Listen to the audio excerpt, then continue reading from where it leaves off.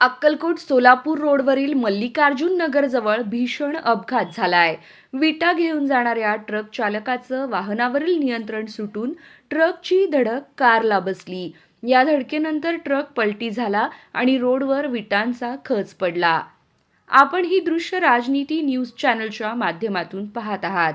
मिळालेल्या माहितीनुसार MH46 AR 5705 हा ट्रक विटा घेऊन सोलापूरकडे निघाला होता. पण अचानक चालकाचं वाहनावरील नियंत्रण सुटलं आणि ट्रकची समोरून जाणाऱ्या कार क्रमांक MH13 EC 8725 ला धडक बसली.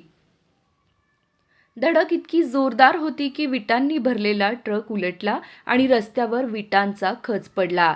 यामुळे या मार्गावरील वाहतूक विस्कळीत झाली. सुदैवाने या अपघातात कोणालाही मोठी दुखापत झाली नाही.